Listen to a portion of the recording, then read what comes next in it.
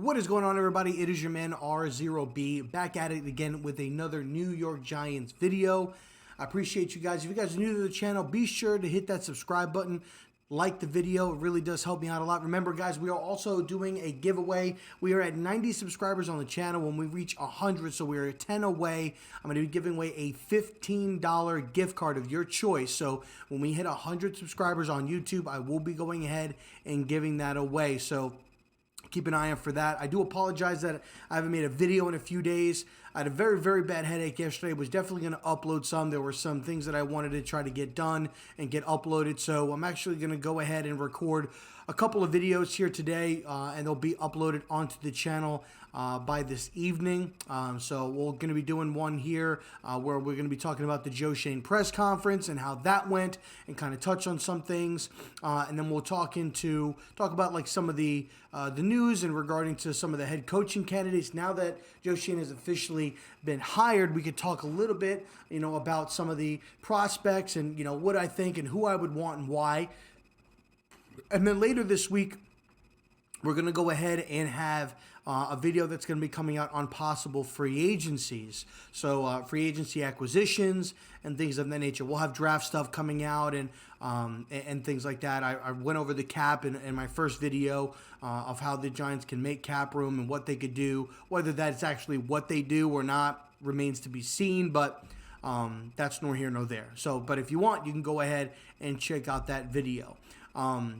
But what we're going to be talking about today is Joe Schoen had his first press conference today, was introduced officially as the New York Giants general manager. So him and his family were able to go ahead and fly in here and become part of the Giants organization. And I'm happy to have him. He's seemed a little bit nervous in his press conference a little bit, but I like his direction. A lot of people were, during the press conference, I saw a lot of people saying, oh, this don't start it off like Joe Judge, or this sounds like Dave Gettleman, and maybe they were joking, but I like the guy. I definitely think he has a good idea as far as what he needs to do, what he needs to address with the organization. He even had a quote today. He's like, if you want to go ahead and you want to see Daniel Jones put his best foot forward, you got to be able to keep him on his feet. And if you want to see what Saquon could do, you got to be able to block for him. And so from that comment there, it kind of looks like Daniel Jones and Saquon Barkley are two players that look to be back in the 2022 season. Again, that's up in the air, but when you're making comments like that, it leads to believe that you are anticipating going forth into the 2022 season with those two guys on your roster. So now, completely okay and understanding if they do keep Daniel Jones. Again, let's face it, Daniel Jones came into the league, went from Duke, came in here, was drafted by Pat Shurmur, got forced into the starting role after just, maybe 5 weeks, 6 weeks. So he got thrown into the starting role there. Then after that year, Pat Shurmur gets fired. You bring in, somebody else. They don't make it. So then you bring in Joe Judge. Now you bring in another offensive coordinator. So it just really, really wasn't going good for him. The guy had, I don't know how many, 3 or 4 different offensive coordinators. He had Jason Garrett for 2 years. He had Pat Shurmur, for a year. The guy was just not producing. And when you have that kind of turnover, when you don't have somebody in place, it's not going to work. It's not going to work. So you want to make sure that you have, somebody going in and that's going to be able to progress your quarterback or progress your quarterback.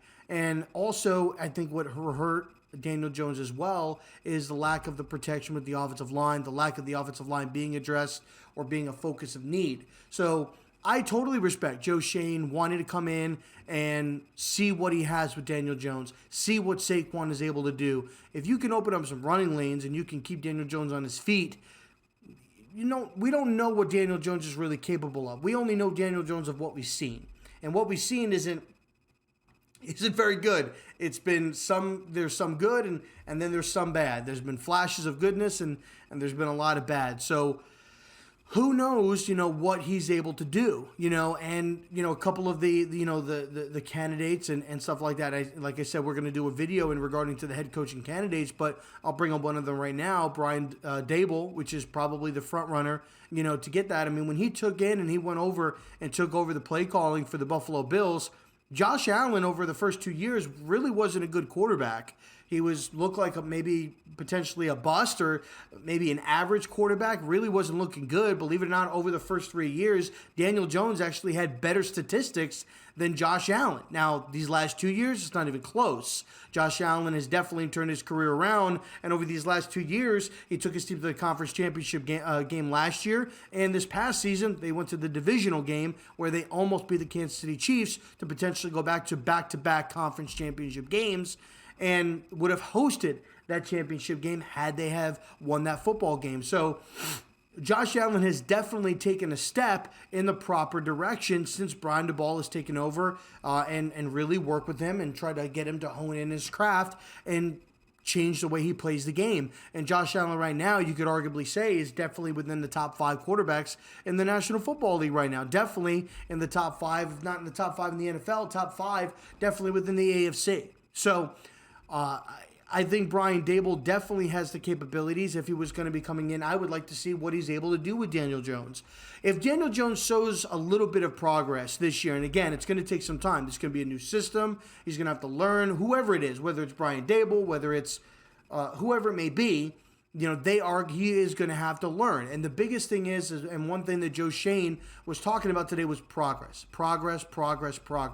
He wants to see progress. He's not making expectations to make the playoffs, but he wants to see this team compete. He wants to see this team fight. And I would be totally okay with the Giants, and this is obviously, I don't want this to happen, but if the Giants went 0-18 or 0-17 but they were in every game and they lost the game by a field goal or they lost the game by a touchdown, but the games were close games, to me, that would be a positive going into the following year. Yes, we won some games this year, but the games that we lost, we got blown out of those games. We weren't even in the game at all. So he wants to see the team go out there and he wants to see that team compete, whoever's on it. And I agree. I want to see this team go out and fight. I want to see this team go out there and compete for 60 minutes and really give the teams that they're going up against, whether they're above average 500 teams, below 500 teams, potential Super Bowl contenders, whatever the case may be, I want to see this team succeed. Now, I've said it before, this upcoming schedule is a pretty light schedule, and there's not really that many people as far as teams that were above 500 or playoff teams that are on this upcoming schedule, which is a perfect schedule to go ahead. If you're going to bring in a guy like Brian Daboll and you want to see what Daniel Jones is capable of doing, these are the perfect games to where he could go ahead and try to get his feet wet, get his feet underneath him, and you could really see if he's making progress and taking his best foot forward.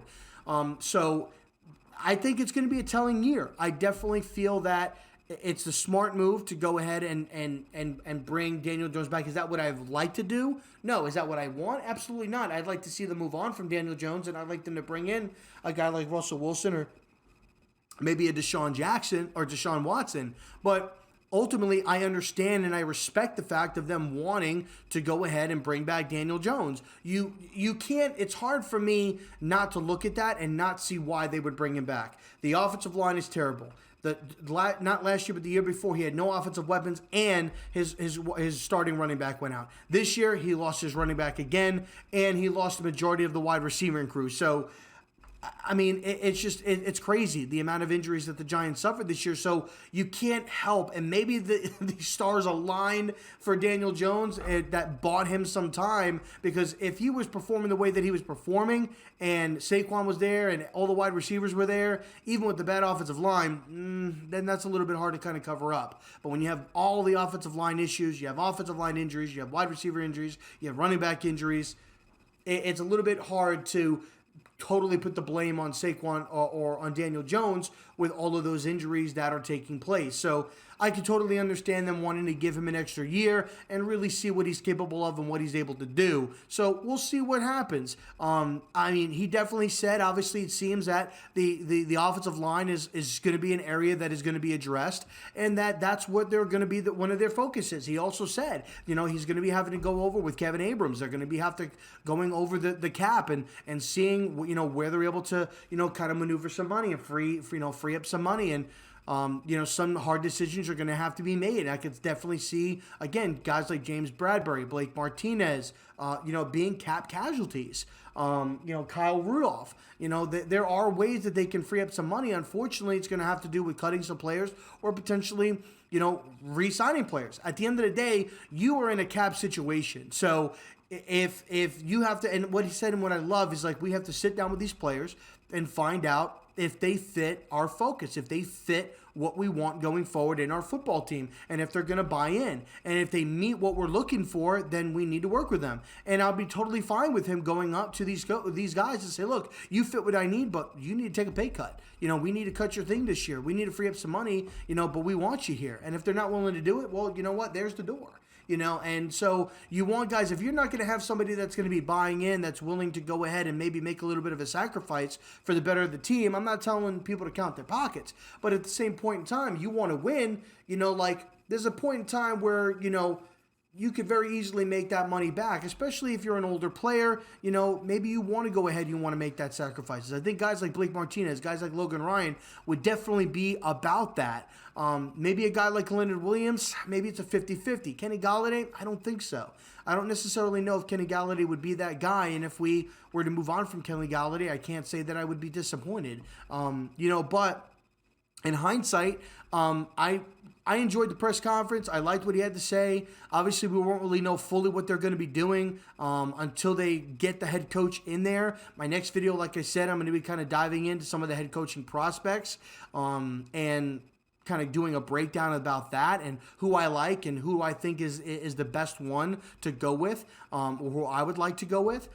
So I mean, but I'm excited. If I'm being a Giants fan, for you Giants fans, you definitely should be excited in regarding to this. If you guys missed the video as far as for the press conference, I will put the link down into the description so that you guys can go and check it out and watch it. Or you could just Google New York Giants on YouTube. Or not Google, but you can just go to YouTube, search New York Giants Joe Schoen press conference, and I'm sure it'll pop up. But I will put the link down in the description. So that's all I got for you guys, man. I hope that you guys enjoyed the video. Be sure, again, to subscribe to the channel, like, turn on those bell notifications, share the video as well. Again, if you are new to the channel, please hit that subscribe button. We are doing that giveaway. The subscribing to the channel is completely free. If we hit 100 subscribers on the channel, we're going to be doing that $15 gift card giveaway. So make sure that you are following me and subscribing to the YouTube channel, and you are following me on Twitter. My socials will be down in the description.